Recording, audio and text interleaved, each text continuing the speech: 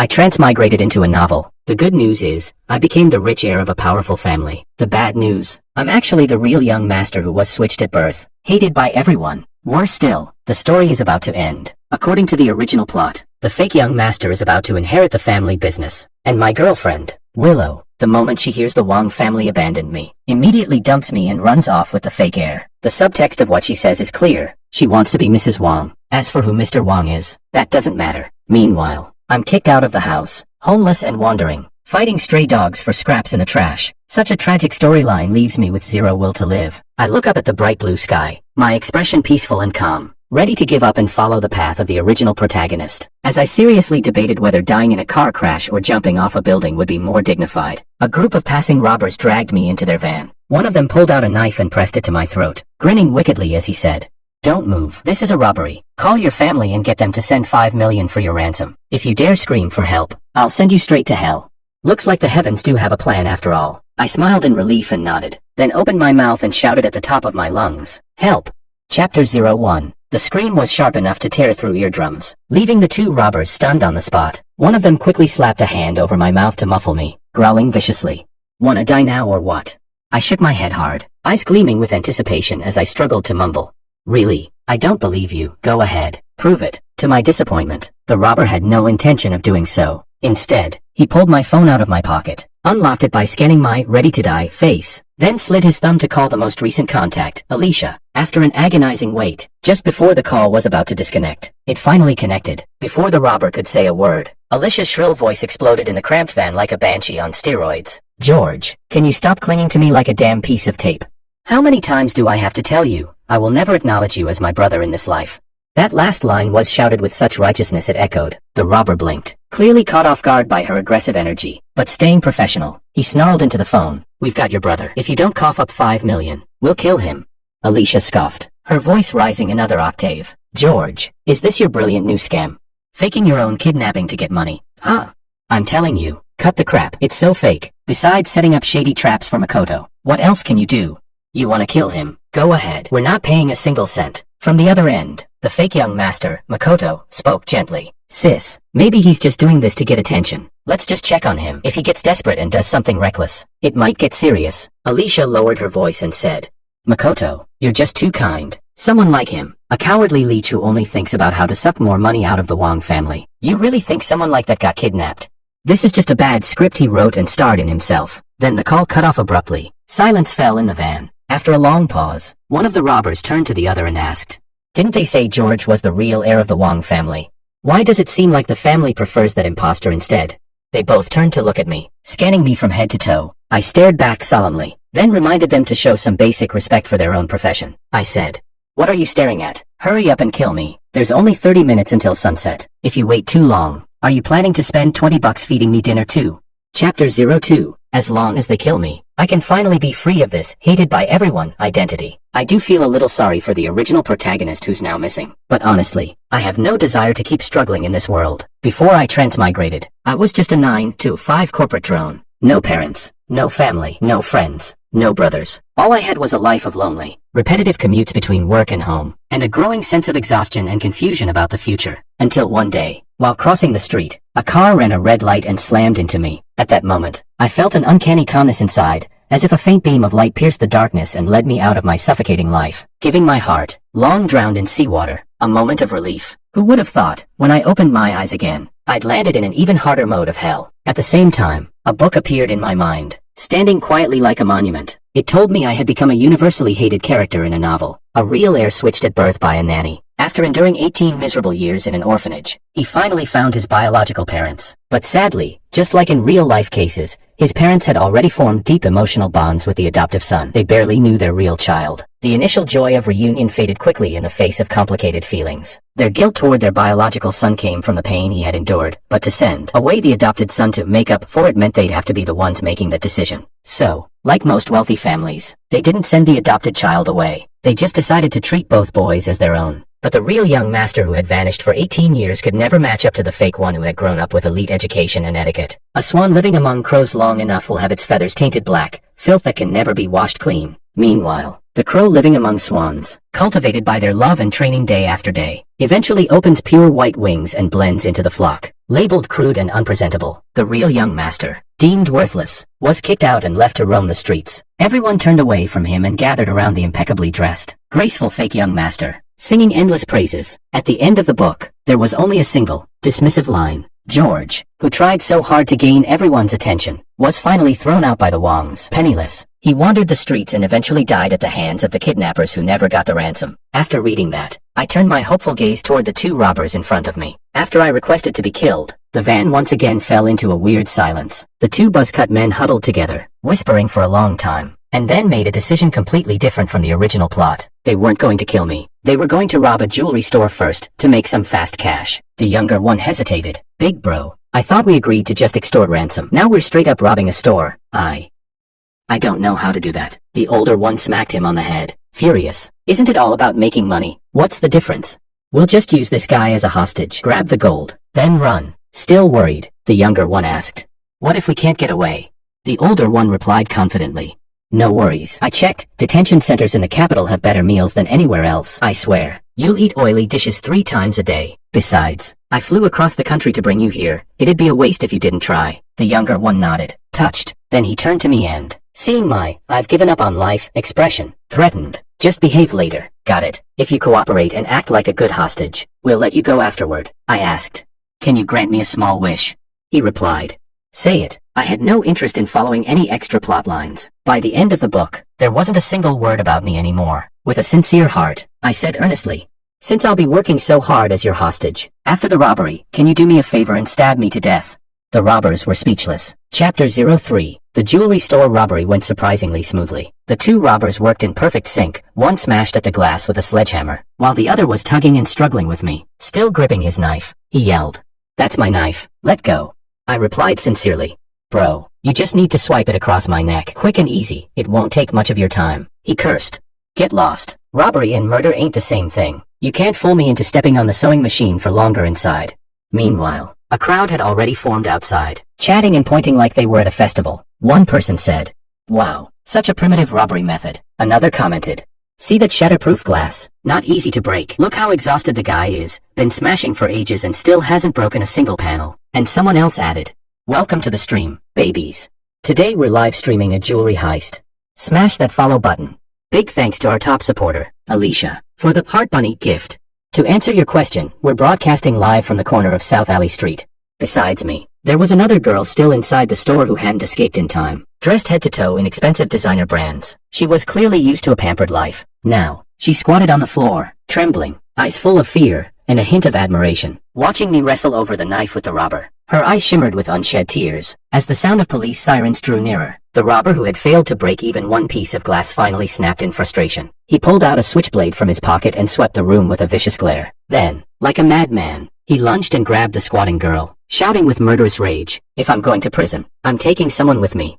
The flash of the spring-loaded blade drained all color from the girl's face, while I, on the other hand, was practically elated. The moment I'd been waiting for had finally arrived, late, but not missing. If I died fast enough, I could even save money on dinner tonight. Goodbye, original body. If I run into the original protagonist on the road to the underworld, maybe we can catch up. The switchblade was raised high. In the chorus of screams, I lunged forward, throwing myself in front of the girl like a true martyr. Screams rang out all around. I felt the cold steel pierce into my abdomen. Warm, sticky blood began to flow out slowly. The blood loss made my head spin, just like when I was hit by that car in the original world. That same eerie sense of calm washed over me. Everything in the world lost its color. The view before my eyes cracked into 1,000 razor-sharp shards. I closed my eyes, a peaceful smile on my lips, letting out a long sigh. I whispered, "Finally. I'm dying." My body slowly went limp. To the sound of the girl's tearful screams, I slipped into unconsciousness. Right before I fully lost consciousness, I thought I saw a woman anxiously pushing through the crowd, stumbling to my side with panic written all over her face. She shouted in terror, "Why are you all just standing there? Call 911, now." Chapter 04. From the way her features resemble mine by about 50%, I figure this must be Alicia, the character described in the book, the original protagonist's biological older sister. But Alicia would never look at me with worry in her eyes. According to the novel, ever since the original protagonist returned to the Wong family, the person who hated him the most was her. On the very day he was brought back into the Wong household, Makoto, the fake heir who had lived under their roof for 18 years, stormed out that same night. When the family finally found him after searching all night, Makoto was drunk out of his mind, disheveled like a stray dog. With a trembling voice, he choked out, "Mom, Dad, Sis. I thought you didn't want me anymore." Alicia clung to him, heart aching, then turned her furious gaze toward the original protagonist and shouted, "This is all your fault. You hillbilly, don't think that just because you share blood with our parents you get to bully Makoto. Let me tell you, blood ties can never compete with 18 years of shared memories." Back then, the original protagonist stood awkwardly in the lavish Wong family living room, wearing a cheap t-shirt and worn-out shoes. His only belongings were in a shabby bundle at his feet. The central AC made his body hair stand on end, yet not one person even looked at him properly. Someone like that, who didn't fit into the upper-class world at all, was bound to be disliked. No surprise everyone silently resented his sudden reappearance, breaking the long-standing peace of the Wong household. From that day forward, the original protagonist began a year-long journey of groveling and trying to win back the family's affection. But all he got in return were looks of contempt and cruel nicknames. Loser. Embarrassment. Dead weight. In the end, he was accused of bullying and framing Makoto. The Wongs kicked him out with nothing, no home, no family, no support. Now it's me who's inherited this tragic fate. Sorry, but this dull, colorless path. The original protagonist may have walked it, but I won't stay here even a minute longer. Chapter 05. The strong stench of antiseptic filled my nose. I forced my eyes open, and turning my head, I saw Alicia's face, her brows slightly creased in concern. All this over-treatment. I just wanted to die, and somehow they made it look like I was fighting to live. I finally ran into some robbers, yet the knife missed every vital organ. Only a minor flesh wound. If I want to pull off a fake death and vanish act, I'll have to try again. In the original plot, George dies at the hands of the robbers when the ransom never comes. But something must have gone wrong. I was captured by the same kind of criminals. Yet here I am, completely fine. Did I not cooperate enough? Was my desire to die not obvious enough? This unexpected vitality was deeply irritating. Alicia's voice made it worse, harsh and grating as she snapped, "George, if you didn't keep doing attention-seeking crap with zero dignity, maybe we wouldn't have just stood by while you nearly died." I cut her off coldly. "Shut up." The original George tried so hard to please them. "I won't." Lying on the too-soft hospital bed, something was digging uncomfortably into my neck. I reached up and tugged. Turns out, it was some kind of worn-out charm for peace and safety. Its cloth was faded, threadbare. The deep red silk had long lost its luster. Something hard was tucked inside. I didn't inherit the original George's memories, but this ragged little thing felt annoying and useless, so I ripped it off and casually tossed it away. It flew through the air in a perfect arc. Alicia's words suddenly died in her throat, the moment she saw me throw away the charm. Her eyes locked onto my face, unblinking. Her voice trembled as she asked, "George, did you really just throw that peace charm away?" Chapter 06. I asked, "What else would I do?" I looked up, genuinely confused. It was poking me and uncomfortable. Why wouldn't I throw it away? I've already suffered enough. Dragged inexplicably into this strange world, made into some universally hated problem child, and now I don't even have the right to toss out a crappy peace charm. I don't even want to keep living. Why would I care about a faded little charm? Alicia's voice rose sharply with frustration. "George, do you seriously not remember where that peace charm came from?"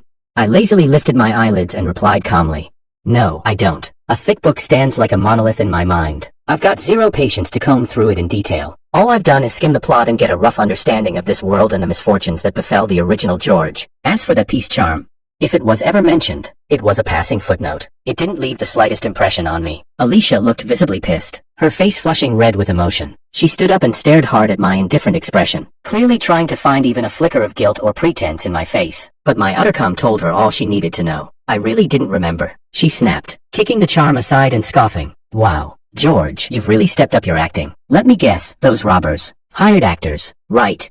All just part of another pathetic stunt to get our attention and crawl your way back into the Wong family." She sneered again. "Honestly, it's a good thing we kept Makoto 18 years ago instead of a born troublemaker like you." No matter how sharp Alicia's words were, they failed to stir anything in me. I had no plans of staying in this world anyway. I ignored her entirely and scanned the room. The hospital ward was on the 18th floor. A lucky number, supposedly. The window opened wide enough. Easily enough space for me to slip through. "Sorry, doctors and nurses. I'm about to waste your hard work and precious time." Outside, the evening sky burned red with scattered clouds. If I'm going to die, no need to wait for an ideal day. No better moment than now. I pressed a hand to my wound and slowly dragged myself to the window. Alicia, still standing there, rolled her eyes, watching me hobble forward. She laughed bitterly. "Oh, keep it up, keep acting. What now, planning your next scheme?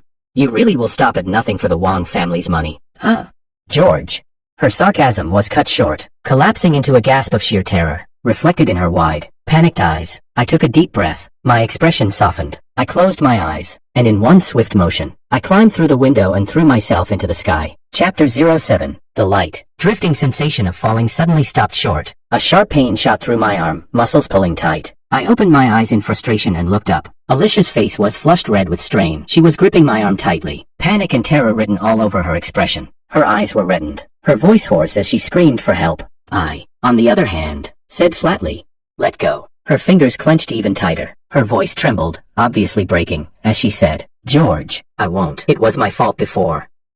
Just please don't do anything rash. Okay, I swear I'll pull you back up." With the help of the doctors and nurses who had rushed in, they finally dragged me back in from the window and into the hospital room. My arm, nearly pulled out of its socket, throbbed in pain. The moment I hit the ground, I fell in a tangled heap, completely disheveled. Alicia clung to me, trembling uncontrollably in the aftermath. Her eyes welled up with tears. She shouted in near hysteria, "Are you out of your mind? This is the 18th floor. If I hadn't grabbed you in time, you would have ended up a pile of blood and broken bones." Then, as if something suddenly occurred to her, the color drained from her lips. She stared at my calm, detached expression. Her voice shook as she whispered, "George, I thought you were just acting again. Just another stunt to get our attention. But you really wanted to die." The realization made her voice trail off into incoherent panic. I stared at her, confused. Alicia had hated the original George for as long as he'd been in the Wong family. If I were really dead, wouldn't that make her happy? Why did she look so full of regret? Before I could process any of it, the strain from everything caught up to me. My still healing wound tore open again. Blood seeped out slowly, blooming red like plum blossoms on my gown. The world around me blurred. My eyes rolled back. And then, I completely blacked out. Chapter 08. When I woke up again, I was in the Wong family's villa. A spacious, bright bedroom, but not the one the original George used to stay in. Though I didn't inherit his memories, I'd seen it described in the original plot. The room he lived in was no bigger than a walk-in closet, about the same size as Makoto's dressing room, originally meant for the household staff. After the real young master returned, unwelcomed by all, that tiny, cramped room became his so-called home. Not a trace of late-bloomed familial affection ever appeared. All he got were looks of disgust and disdain. When the lights of the day dimmed and night fell, I could clearly hear the argument coming from the living room. Alicia's voice rang out, emotional. "George really doesn't want to live anymore. He almost died in front of me, twice, today." Then came Mr. Wong's stern voice, full of authority. "George may be my biological son, but from the moment I first laid eyes on him, I could see all the bad traits carved into his bones. Kid's already been corrupted. Why else would he come knocking on our door? Of course it's for our money," he scoffed. "All this talk about suicide, it's just him trying to make a scene, get media attention, and pressure us into handing over cash." To be fair, Mr. Wong wasn't wrong about one thing. It was the original George who sought out the Wong family. He'd caught a glimpse of his biological father's face on TV, and the resemblance was so uncanny, like they were stamped from the same mold, that the orphan boy, now 18, decided to take a shot and see if fate was real. And as for the money, come on, the kid was still in high school. Without money, how was he supposed to survive? The Wongs had lived their whole lives in wealth. Chauffeurs at the door, luxury cars for every trip, hundreds of thousands in dividends deposited monthly, more reliable than meals for a malnourished orphan. Even Alicia and Makoto received 50,000 yuan a month just as allowance. Designer clothes, accessories, everything they bought was paid with Mr. Wong's black card. But the original George, even 1 yuan for the bus, he had to earn it himself. On his first day at the Wong estate, he opened his mouth and asked Mr. Wong for 10,000 yuan. It wasn't for anything extravagant, just to pay his tuition and cover basic living expenses for half a semester. What he got instead was a wave of ridicule. Mr. Wong said, "Can't even pretend for one day, huh? Already begging for money the moment you step through the door." In the end, he threw the money at George from above like tossing scraps to a beggar, and still found time to add, "You reek of desperation and greed. Honestly, that nanny swapping you out 18 years ago might have been the best thing that ever happened to this family." Now imagine how painful that must have been to hear, for the original George. But thankfully, I'm not him. In the living room, Alicia pressed her lips into a hard line. The corners of her eyes were red. She shouted, "Dad, George wasn't faking it. That was the 18th floor. If the doctors had come just a second later, he would have ended up as nothing but a smear of blood on the pavement." She paused, voice cracking. No one throws themselves off an 18th floor window unless they're carrying a world of pain. Even now, her hands still trembled slightly. Just remembering that gut-wrenching moment had left her pale as a ghost. Shock spread across the faces in the room. The Wongs, who had always worn disgust and annoyance like armor, were now frozen with disbelief. I quietly pushed open the door. The timing couldn't have been worse, but I cleared my throat and asked awkwardly, sorry to interrupt, but may I leave now?" Chapter 09. Everyone looked even more shocked. After all, they were used to seeing me, the old George, constantly groveling. trying desperately to please the Wang family, only to screw it up again and again. Now, seeing me suddenly so indifferent, wanting nothing from them, they didn't quite know how to react. But I wasn't the original George. I had zero emotional expectations from these people. Silence filled the living room. Makoto, who had been sitting beside Mr. Wang, narrowed his eyes slightly. Then, as if struck by grief, he put on a sorrowful face and said, "This is Big Brother's home. Of course he should stay. I'm the one who should leave. The engagement with the Liu family, that should be his as well." His words were laced with subtle manipulation, hitting the parents right where it hurt. They immediately snapped out of their daze, and the momentary hesitation on their faces froze back into ice. Mrs. Wang closed her eyes in feigned heartache, then looked at me with visible disgust and said, "I know what you're thinking. You're not just trying to push Makoto out to steal the inheritance. You're even eyeing your own brother's fiancée. Ever since you forced your way back into this family, you've been scheming non-stop to frame your brother, doing everything you can to kick him out. We used to have a peaceful home, until you showed up and ruined everything." I tuned her out completely, my heart as still as water. I didn't even glance at these people, just walked past them toward the door. But Alicia suddenly grabbed my wrist from behind. Tears welled in her eyes as she looked at me and said, "George, I don't believe what they say. I don't believe you're like that. I believe in you." I didn't need her belief. All I knew was, staying here would only delay my plan to disappear. But Alicia went as far as to call the bodyguards to block my way. In the end, under Makoto's hateful stare, I was forced to stay at the Wang estate. All because they were scared I'd try something again. Chapter 10. Now that I was back in the Wang home, my treatment was slightly better than the original George's. I was moved from a servant's room on the first floor to a guest bedroom on the second floor, but it didn't take long for the whole family to realize something was off about me. Back when the original George lived here, he did a ton of chores, hunting in the hills, fishing in rivers, digging up every flower in the garden just to plant wild vegetables so he could cook for them. And what did they give him in return? Insults. They mocked him for being uncultured, saying he was born to do farm work. So naturally, I didn't bother with any of that pointless effort. Once I moved in, I went full lie-flat mode and didn't lift a finger. The next morning, I slept until the sun was high in the sky. My stomach wound barely hurt anymore. When I finally came downstairs, I heard Mrs. Wang's disapproving voice from the living room. "Sleeping in this late, where's your sense of discipline?" Makoto, ever the gentle white lotus, covered his mouth and said softly, "Mom, George got hurt yesterday." Mrs. Wang scoffed. "Who believes that? That wound is probably fake." "George, go to the kitchen and make me some breakfast." Years of drinking and entertaining in business had wrecked Mrs. Wang's stomach, so she was extremely picky about food. In the original story, George personally cooked for her every day, delicate, nourishing meals made just the way she liked. Complicated, tiring, and thankless. My eyes swept over her with cold indifference. I said flatly, "Mrs. Wang, I'm not here applying for a job as your chef. If you want me to cook, you'll need to pay me market rate." Makoto jumped in to defend her. "Big brother, how can you talk to Mom like that?"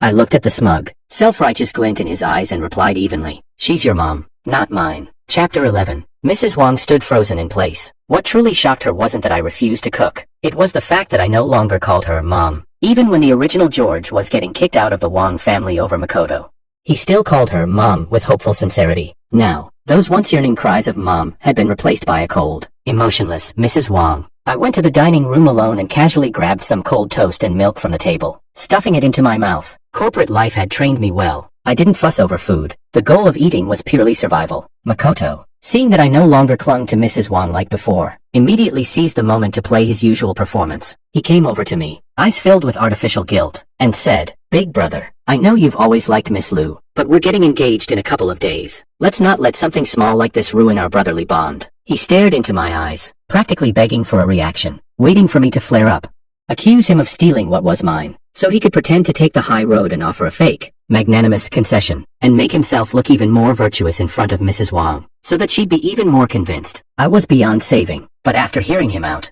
my eyes lit up, not with anger, but calculation. Now that I was living under the Wang roof, Alicia had turned into something like a 24/7 security camera, watching my every move. Terrified I'd try to kill myself again. Even staying an extra minute in the bathroom would have her banging on the door like a SWAT raid. But on the day Makoto and Miss Liu got engaged, with a mansion full of guests and all eyes elsewhere, wouldn't that be the perfect opportunity to leave this world? As for whether I liked Miss Liu, I let out a cold, dry laugh. My mind was a blank slate. I didn't even know what she looked like, so how the hell could I possibly like her? Chapter 12. The engagement between the Wang and Liu families had been planned over a decade ago. They were just waiting for Miss Liu to turn 18. And now, the union was finally official. The banquet hall was lavishly decorated for the occasion. Makoto, dressed in a sharp suit, sat at a gleaming grand piano in the center of the stage. A spotlight shone down on him, drawing every envious gaze in the room. His fingers danced across the keys, playing a piano piece with effortless elegance, fluid and flawless. I sat quietly in the far corner.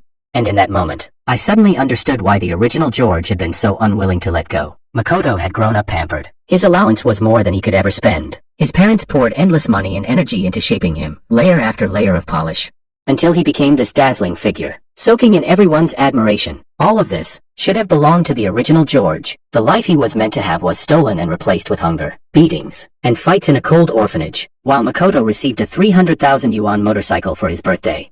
George was in the middle of a bloody brawl over a 50-cent candy, and even after managing to find his real family, his parents dismissed him as crude and unrefined. In a world where value was everything, he had none. Everyone hated him. Worst of all, the nanny who had switched the babies was long dead. Nothing remained but two boys living swapped lives, and no way to make it right. The song ended. Makoto walked over to me with a smile, straightening his collar. "Big brother," he asked, "how was my performance?"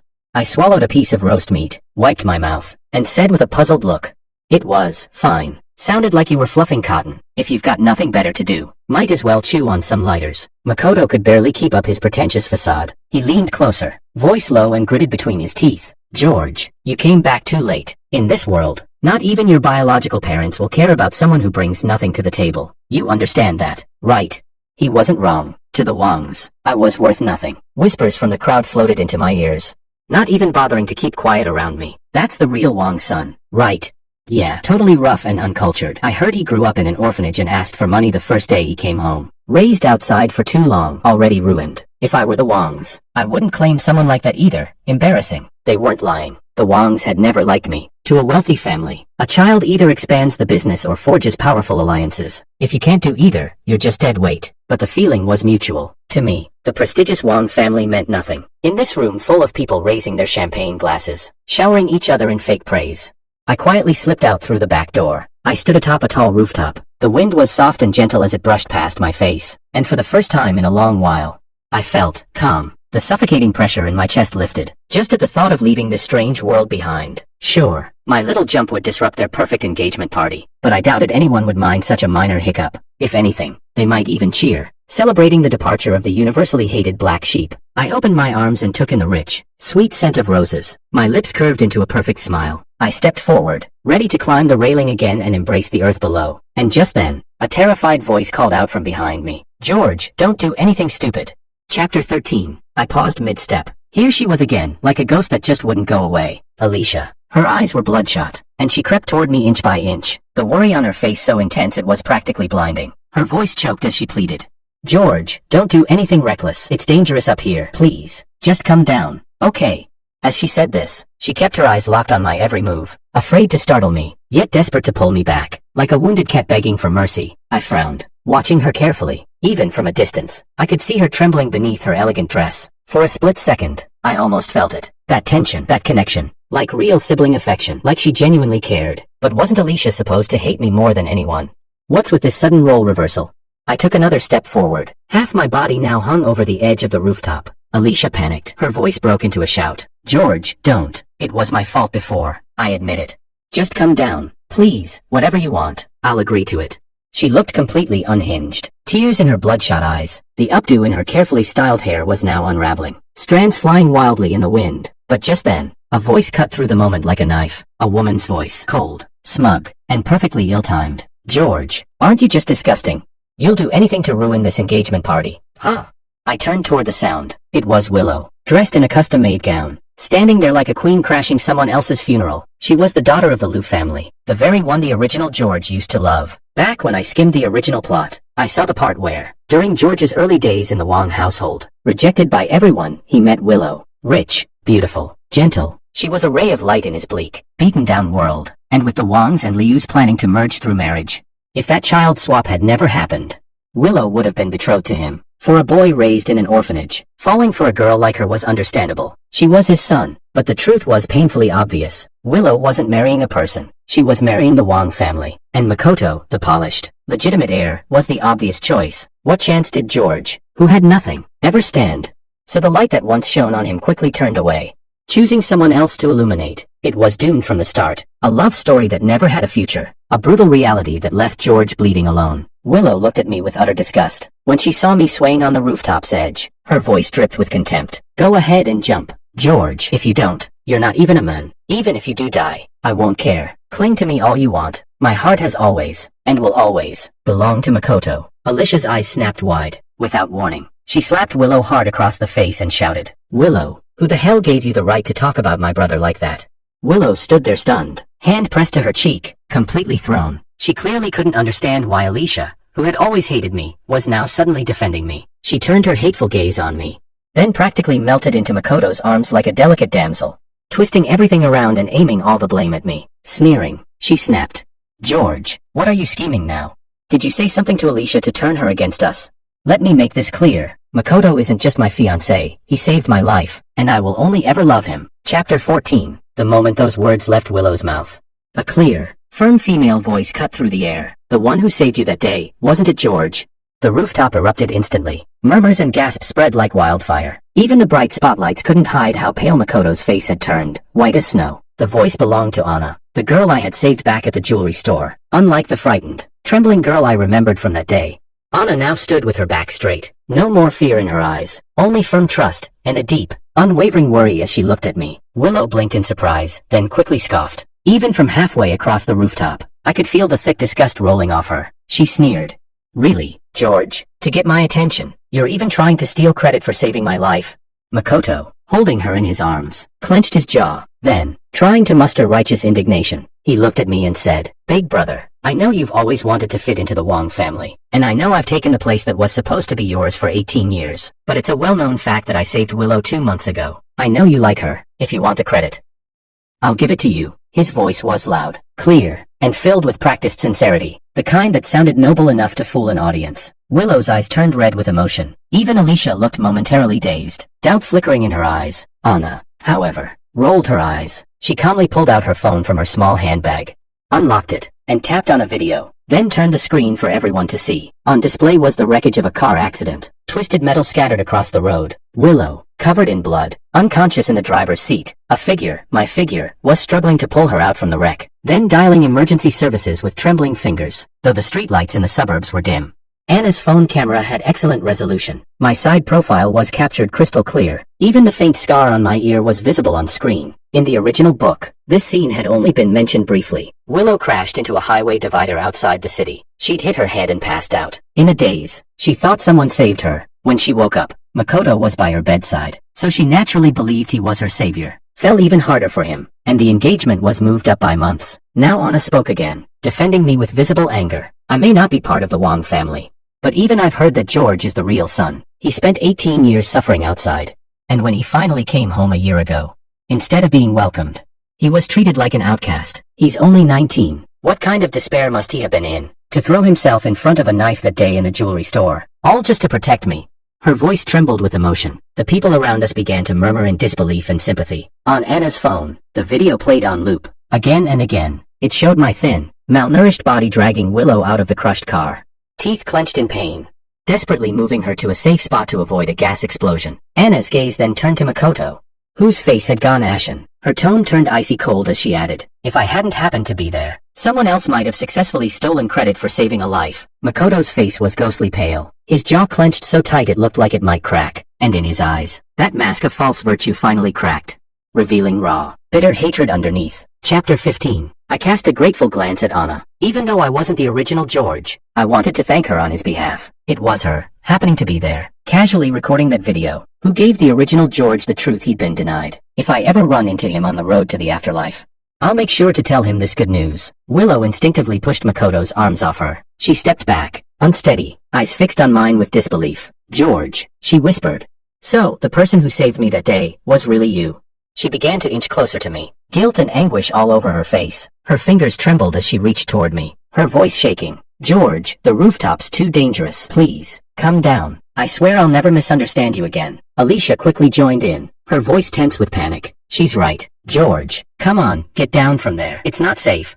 Their concern didn't seem fake. For a moment, I genuinely wondered, did I accidentally steal the male lead script? But I wasn't in the mood to argue with either of them. I just wanted to log out of this storyline for good. The wind behind me howled like it was ready to take me away. In front of me, a sea of worried faces grew larger and larger. I couldn't wait any longer. I had no obligation to finish the rest of the hated-by-all plotline for the original protagonist. I could barely handle my own life. Why would I waste what little strength I had living someone else's? Heart hardening. I turned decisively and leapt over the edge, arms wide, body spinning in a clean triple flip, plummeting fast. Stars filled my eyes as the world blurred. Just before clearing the rooftop edge, I caught one last glance of Willow. Her expression, once filled with concern, instantly twisted into terror. She lunged toward me like she'd lost her mind, but only managed to grab the corner of my jacket. Screams erupted from behind as I slammed into the ground, but there was no pain. I wiggled my limbs. Everything was intact. Beneath me was something soft that shouldn't be right. This was the 5th floor, or higher. There should have been blood, broken bones, and probably death. Then, through the chaos, I heard Alicia's relieved voice ring out. Thank God. I had someone set up an inflatable rescue mat down below. I was speechless. No wonder the fall didn't hurt at all. If the science show Mythbusters ever got hold of this case, they could probably make a whole 80-episode special just trying to explain how the hell I survived. I touched my heartbreakingly intact chest, let out a long sigh, and let my head fall sideways. This time, I actually passed out. Chapter 16. The scenery around me shifted. I felt as if I'd plunged into a surreal, dreamlike nightmare. In the dream, I was back again, wandering alone in the corner of a city. The neon world of nightlife, flashing signs and celebration. Always just out of reach through a curtain of fog. People passed me by without seeing me, one after another. I lived exactly as I had before I transmigrated. Silent, unnoticed, commuting from one point to another. Each morning I opened my eyes, dull and dead, blending into the crowd alone, always alone. Suddenly, a car engine roared. It barreled toward me, tires screaming. I could have moved, but instead, for the first time in a while, I let out a long sigh, and chose to stay still. A harsh screech, brakes slamming. I opened my eyes again. I was back in the hospital. Not even a month in this world, and this was already my 2nd hospital admission. When I came to, the room was full of people, all of them staring at me with worry. Only after seeing me awake did they begin to breathe again. Willow, her eyes red and swollen, clutched my hand tightly, as if terrified I'd vanish again. Choking back sobs, she said, George. I'm so sorry. I misunderstood you. I was wrong. Please, please don't give up on yourself anymore. I know you've always loved me. I swear, once you recover, I'll marry you. I pulled my hand back warily and said, like you? When did I ever like you? The one who liked her was the original George. If Willow turned into a pile of ashes right now, maybe she'd catch up with the real George, and they could have one of those unfinished love in the underworld kinds of tragic romances. But me, I'm just a wandering soul from another world. I have absolutely no interest in this woman, whom I've only met once. And to be honest, Willow's really nothing special. On the first day the original George returned to the Wong family, Willow had been radiant and charming, her eyes filled with subtle affection. Unlike those crude seductions that rely on cheap flirtation and physical bait, Willow's tactics were far more refined. She expertly read George's emotions, hooking him with thoughtful conversation, gentle cues, and well-timed sympathy. She quietly slipped into his heart without him even realizing it. He'd make a joke. She'd laugh softly. He'd mention something. She'd respond just right. She followed him like a sweet, admiring shadow, her eyes full of unspoken devotion. And always, she reminded him of the upcoming union between the Wong and Liu families. But while sticking close to George, she kept a close eye on how the Wong family treated him. She wasn't sure which mattered more, the blood-related heir, or the fake son they had raised for 18 years. The answer became clear fast. The Wongs didn't care for the real one, and the moment Willow realized that, she drew a sharp line and switched sides, pouring all her charm on Makoto. The two of them would stand outside the Grand Wong villa, smiling as they watched George being treated like dirt. To me, Willow is like mud on the bottom of a shoe, unpleasant and unlucky to step in. Maybe the chill in my eyes was too obvious, because Willow shivered slightly. She tried to suppress her unease and forced a shaky smile. George, how could you not like me? If you didn't, why would you save me like that? And the whole rooftop thing, you jumped because I was getting engaged, didn't you? Mr. and Mrs. Wong, sniffling on the sidelines, quickly chimed in with teary voices. Yes, George, once you're better, we'll change the will. You can marry Willow happily. Okay. That building was so high. How could you be so cruel to jump from it? Don't you know, every time I close my eyes, all I see is you falling from that rooftop. Mrs. Wong sobbed. It's true, I've neglected you all these years. I stared coldly at this whole performance. Late affection, late romance. All of it was like stale bread, covered in moldy yellow fuzz, sickening to even look at. No matter how hungry I was, I wouldn't touch it. Expressionless, I closed my eyes, voice flat and emotionless. I issued my final order. I'm not feeling well. Mr. Wong, Mrs. Wong, Miss Liu, please leave. Through the blanket, I heard muffled sobs from Mrs. Wong, and Alicia's soft, pleading words, trying to comfort me. In the end, all I caught was a whisper, uncertain and sorrowful. George, I'm sorry. Chapter 17. The noisy crowd finally dispersed, and I once again looked around the hospital room. It was clearly a VIP ward. The windows were sealed tight, impossible to open. No wonder they left so confidently. It was already late into the night, and the once bustling city was now left with only streetlights casting dim patches of yellow. Curled up in the hospital bed, I rubbed my perpetually suffocated heart, though it beat strongly. It always felt like something was missing. Nothing excited me anymore. Even the simplest tasks, getting up, washing my face, required countless pep talks before I could barely muster the will to move. It felt like an invisible hand had a tight grip on my chest, making it impossible to breathe. In my heart, I calculated how best to avoid those people so I could continue with my plan to fake my death and disappear from everyone's life. Suddenly, the door to the ward burst open. A slender figure appeared in front of me. She carried with her a chill in the air and immediately pressed a knife against my throat. With a dark expression, she said, "George, what kind of crap are you pulling again?" I stared at her, completely confused. I had no idea what she was talking about, but feeling the cold blade against my neck, a wave of joy surged through me. Perfect. Just when it felt like all hope was lost, here came a silver lining. Tonight, I could finally fulfill my dream of disappearing, escaping the curse of being the universally hated one. Let the next unlucky soul deal with this hellish storyline. My eyes shifted, and I suddenly lowered my head, aiming to slice my own neck. But in the next second, the coldness vanished. She had retracted the knife. I was speechless. She frowned. "What are you doing?" Annoyed, I snapped. "Just do it already. Kill me." She was clearly angered by my reaction, fuming. "Shut up. I'm not here to play games with you. Tell me honestly, where did you take Makoto? After you ruined the engagement party." Makoto suddenly vanished. His phone was found smashed at the venue. "Was it you? Did you secretly hire someone to kidnap him? You're the only one who's always had a problem with him. Who else would do it?" "George, what kind of nonsense did you feed everyone else to make them believe it wasn't you?" That's when I finally snapped out of it. "Kidnapping? Something that expensive? You think someone as hated and broke as me could pull that off?"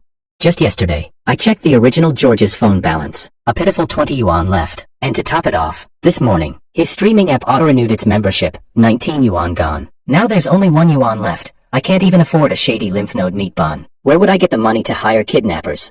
Sure enough, this is the classic universally hated plot. Even while lying in a hospital bed, I still somehow get blamed for everything. I cleared my throat and looked at the woman in front of me, finally voicing the biggest question in my mind. "Who are you?"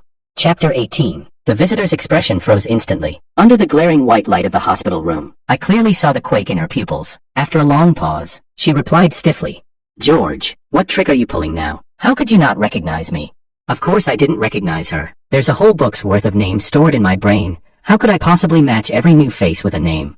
I knew Alicia because she looked almost exactly like me, like a twin. I knew Willow because she was engaged to Makoto, and the Wong family had mentioned her countless times. But this woman who suddenly showed up out of nowhere, who the hell knows who she is? I casually made up a flimsy excuse. I fell from the rooftop at the engagement party and hit my head. My memory's a mess. I've forgotten a lot of people. Just those few words made her reel back in disbelief, her eyes instantly turning red. Her lips trembled as she asked, still refusing to believe it. "You forgot me?" I scratched my head and said, "Yeah, I forgot all the unimportant people, you included." I don't know if it was my imagination, but when I said the word unimportant, her body seemed to shudder slightly. She bit her lip and said, "That's impossible. We grew up in the same orphanage. How could you forget me?" She shook her head in pain, her eyes growing redder by the second. That's when it finally hit me. This woman was Sophia, Makoto's close confidant, also the childhood friend who had grown up with the original George in the same orphanage. Sophia was the same age as the original George. They'd clung to each other through thick and thin, surviving all the way to adulthood in that harsh environment. When George was finally recognized and taken back to the wealthy Wong family, Sophia had gone to visit him, sincerely happy for his change of fate. But then, she met Makoto, gentle, polite, refined. Love at first sight. 18 years of childhood friendship couldn't compare to a couple of sweet gestures from a wealthy heir. Sophia gave her heart entirely to Makoto, knowing she was beneath his status and unworthy of a formal relationship. She didn't even ask for a title, content just being the emotional confidant, so long as he lived well. When I read the original plot, I was always puzzled. Why would Sophia, who had shared such a long, tough past with the protagonist, fall hopelessly in love with Makoto after just a few meetings and begin to despise her old friend? But now, seeing her in person, it all made sense. The original George was like a wild weed, bristling with thorns, hardened by survival. In the orphanage where resources were scarce, he had to fight every day just to get a bite to eat or a chance to study. Meanwhile, Delicate little Sophia had always hidden behind him, managing to stumble her way through high school thanks to his protection. Now that she was grown, no longer a helpless girl needing someone to shield her, the boy who had been her crutch for years was no longer enough to satisfy her growing material desires. Naturally, she cast him aside. Makoto, on the other hand, rich, romantic, everything she imagined in a Prince Charming was the perfect match for her fantasies. And the original George?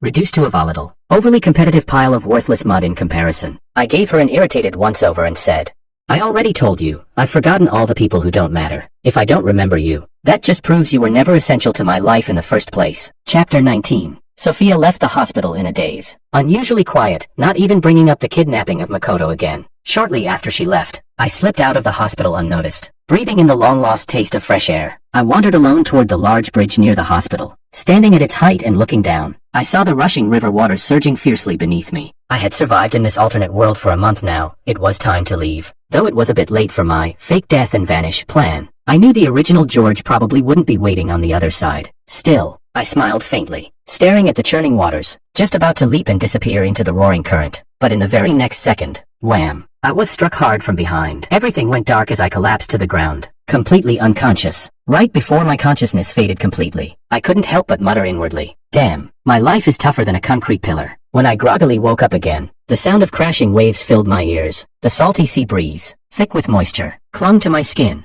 Slowly opening my eyes, I realized I was lying on a jagged rock by the seaside, and standing above me with a smug expression was none other than Makoto. His face was twisted, completely devoid of the refined, gentlemanly charm he usually wore. The sky was beginning to lighten, a faint silver glow marking the approach of dawn. The sun was ready to rise. Makoto's hatred for me was written plainly in his eyes, his resentment sharp and unmistakable. He ground his teeth and spat.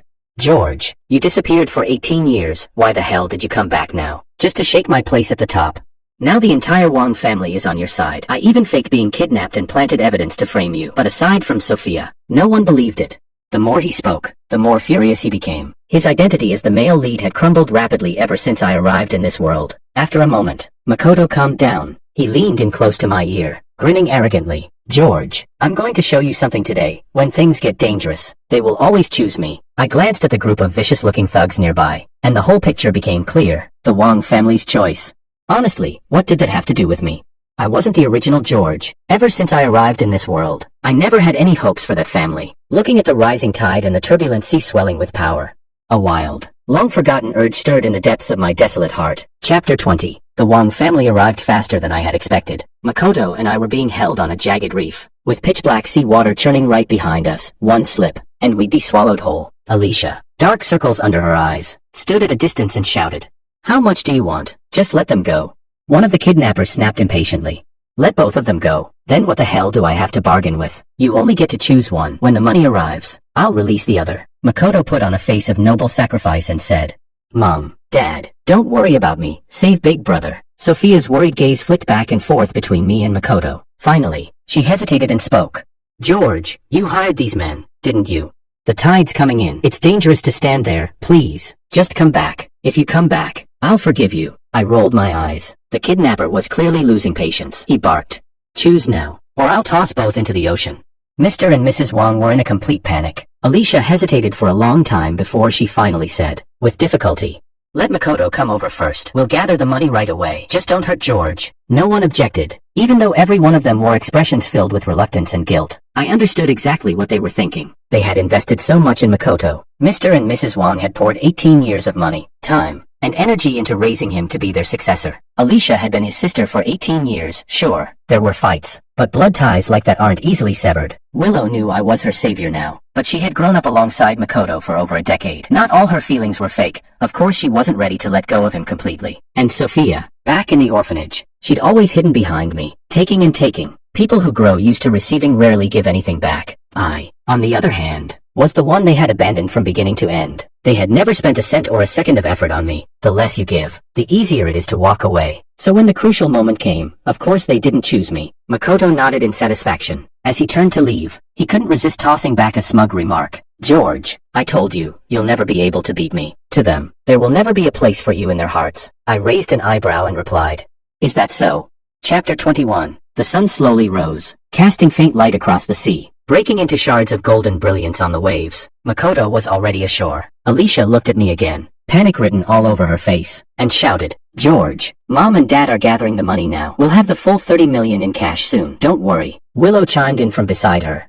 "George, don't be afraid. I'll marry you. After this, I promise I'll cut ties with your brother." Yet somehow, my heart was strangely calm. I looked at them all with a stillness as deep as the sea, no emotion, no turbulence. I spoke flatly, "There's no need to waste the money." Everyone froze. Since I had taken over this life from the original George, I might as well say a few words on his behalf before leaving. I turned to the Wang parents and said, "Mr. and Mrs. Wang, come on, let's be real. Why spend that kind of money on an outsider? Let's just drop the act. We've never been close. Since we're strangers, there's no point pretending otherwise. I only lived with you for a year. You never liked having me around. And honestly, I found your entire family exhausting. In the year I stayed in your house, I never once bullied or framed Makoto. If you don't believe me, feel free to check the surveillance footage." Alicia's face turned deathly pale, as though she'd already guessed what was coming. Her eyes filled with dread. I looked over at Willow. Truth be told, I didn't have much of an impression of her. Even up until today, I hadn't clearly remembered what she looked like. I said, "Miss Liu, your shameless fence-sitting is honestly disgusting. Let's be blunt, you just go where the money is. If the Wang family heir were a dog, you'd still want to be Mrs. Wang, because that's all you really care about." Willow lowered her head in shame, covering her face with both hands, trembling in anguish. "One person left," I said. "As for you, Kim something, right? Doesn't matter. I don't remember you anyway." There's really nothing more to say. Sophia Kim had come far too late. Over a month had passed since I arrived in this world, and the so-called childhood friend of 18 years had only just appeared. Before this, she had been loyally staying by Makoto's side, nameless and unacknowledged, offering him comfort. And yet she never noticed that the George she claimed to care for was no longer the same person. Sophia's knees gave out, and she nearly collapsed to the ground, mumbling in disbelief. "No, that's impossible. George, you promised to protect me back in the orphanage. You said you'd always protect me. TCH, he'd have been better off protecting a stray dog." The tide was rising fast now, waves crashing into the cliffside and leaving deep trails of foam. And in the middle of everyone's panicked cries, I turned around and jumped. My thin body cut through the air like a falling star, plunging straight into the raging sea. The sun finally burst free of the horizon, flooding the endless ocean with golden light, as a rush of seawater flooded into my lungs. The fog in my mind suddenly cleared. Scenes from my life flashed before me, rapid and disjointed, like a spinning reel. From the orphanage, to the Wang family, to being cast out and left to survive on the streets. I finally understood why I'd had no friends, no family in the world I came from, because that world was never real. It was something I imagined in my deepest pain, and in a world that doesn't exist. Of course no one sees you. Of course no one cares. I felt like a wandering soul, drifting through the city, fantasizing about a lonely, uneventful life. The book in my mind never truly existed. Every word written in it was a reflection of my reality. Death shattered all my illusions. As the final gulp of seawater filled my lungs, I slowly closed my eyes. So this is it. From beginning to end, I was always George, the one everyone hated. Anna Extra Chapter 1. After working overtime for over a month straight, I stretched my sore shoulders with exhaustion. The partnership between the Wang and Liu families had officially dissolved. We had to start from scratch with a new supplier, a process that demanded constant fine-tuning. When I went to the Wang family's villa to retrieve the termination contract I had left behind, I once again saw the family in total chaos. Mrs. Wang, hair a mess and face twisted with rage, lunged at Mr. Wang. With a sharp slap, 5 bloody finger marks appeared on his face as she screamed hysterically, "Wang, you were just a live-in son-in-law when we got married, and yet you had the nerve to have a bastard with the maid. And then you had the audacity to switch that bastard with my own son, making me raise someone else's child for 19 years like a fool. I'm telling you, we will never be done with this." That's when it all came back to me. The rumors had already spread through our entire circle. A few months ago, George had jumped into the sea. His body was never found. The desperate Wang family had waited at the coast day after day, praying for a miracle, but no miracle came. What arrived instead was a flood of scandal. An anonymous paternity test was delivered to Mrs. Wang, black and white, clear as day. Makoto was Mr. Wang's biological son. Utterly devastated, Mrs. Wang investigated the events of 19 years ago and finally uncovered the truth. Mr. Wang had originally married into the family, a live-in son-in-law constantly under pressure and control. He ended up having an affair with a young maid, who accidentally got pregnant. She gave birth on the same day as Mrs. Wang. Crushed under the shame of being a kept man, Mr. Wang made a ruthless decision. He swapped the babies. From that moment on, his illegitimate son became the son raised by him and Mrs. Wang, Makoto, and the true biological son of Mrs. Wang, George, was abandoned and sent to an orphanage. Back in the chaotic Wang villa, Mrs. Wang was still thrashing about like a lunatic. She screamed, "Pablo Wang, you separated me from my son for 19 years. You heartless bastard, our Lee family should never have let you in the door. All the shares I held in Wong Corporation, 40%, I've handed them to our competitors. Your pitiful little shareholding. Useless now. You have no voice on the board. Ha! Even if it means mutual destruction, I won't let you have a peaceful life.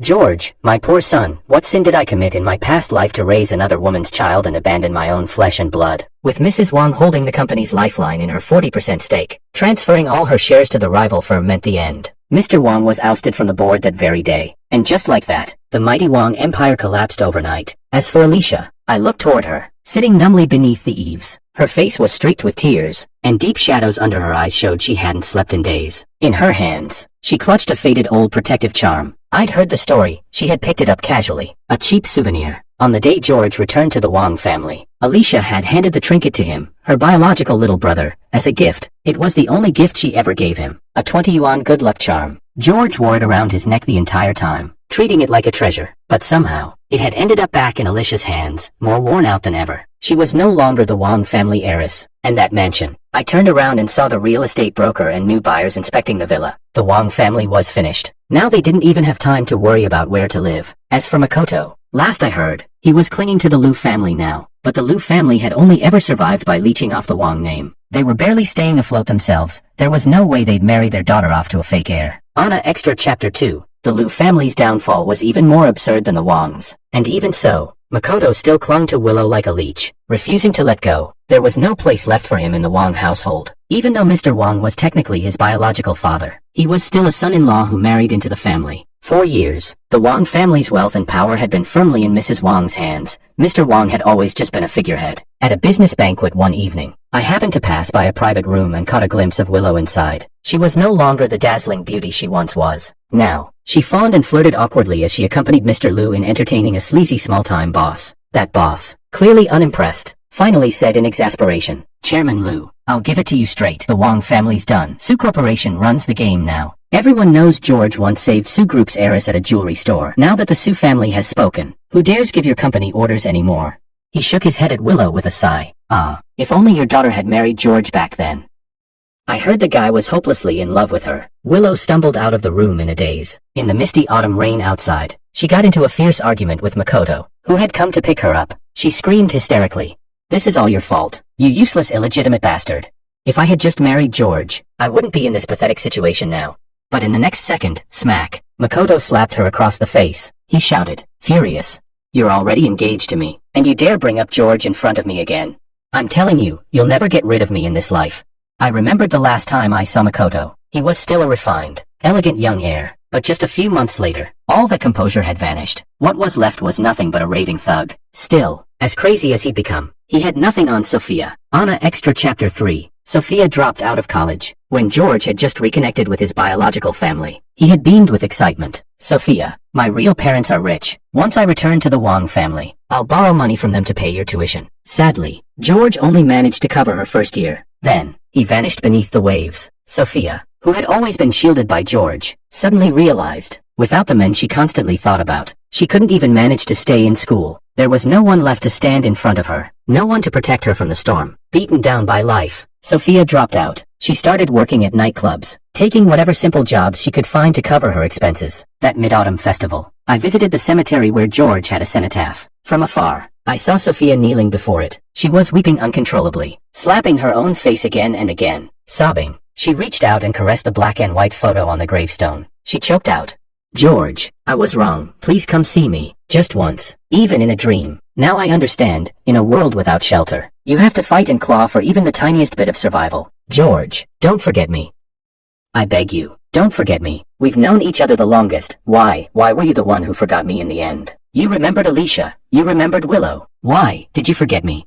Her sobs were unbearable. I could only feel disgust. Right, they'd known each other for 18 years. So how could Sophia toss George aside so easily, just to fall for Makoto? I rubbed my temples. After seeing all this twisted mess, I really think I need a therapist to help me heal my poor, traumatized soul. Anna Extra Chapter 4. The psychologist I had booked sat across from me, finishing a cup of tea in one smooth motion. He was young, surprisingly so, yet already gaining a name as an up-and-coming star in the field. I stirred my coffee, steam curling upward, and asked, "Mr. Don, not a fan of coffee?" He shook his head. "My childhood wasn't exactly pleasant. I never got used to the taste. Also, I skipped class to be here today, so if you've got questions, MS, Sue, ask them quick. Huh, who would have thought? This rising psychologist was just a sophomore in college. I stared into his eyes, curious, and asked, I've seen too many dramas lately, and some things just don't make sense to me. Like, who sent that anonymous paternity test to Mrs. Wang? And how did that person know Makoto was actually Mr. Wang's biological son? Mr. Don poured himself another cup of tea, then smiled. That's not too hard. Generally speaking, when parents find out the child they raised isn't biologically theirs, fathers tend to be more eager to make a switch. Most dads don't want to raise another man's kid. You can even see it in the comments under those baby swap news stories. Many moms say, if I raised the child myself, I couldn't possibly give them up, while the dads usually say, even if it hurts, we have to switch them back. In short, when it comes to emotional investment, fathers tend to cut their losses faster. So if Mr. Wang was more resistant to welcoming his actual son back than Mrs. Wang was, well, it probably means there was something not normal about his bond with the son he raised. I nodded slightly, then I asked, but I still don't get it. Why did the biological son have to jump into the sea in the end? Wouldn't it have been better just to reveal the truth and walk away? He chuckled. If the mystery had been revealed calmly, without pain or loss, the Wang family would likely have remained intact, but only if the biological son was gone. Would Mrs. Wang be hit by enough guilt and grief to go nuclear, to drag Mr. Wang down with her and destroy the entire family empire? And let's be honest, a family like that, not worth going back to. I nodded again and took a sip of coffee, then I asked, so, that day at the jewelry store, did the biological son really risk himself to save me? Or was he just trying to gain the title of lifesaver, hoping I'd help him fake his death later in that storm?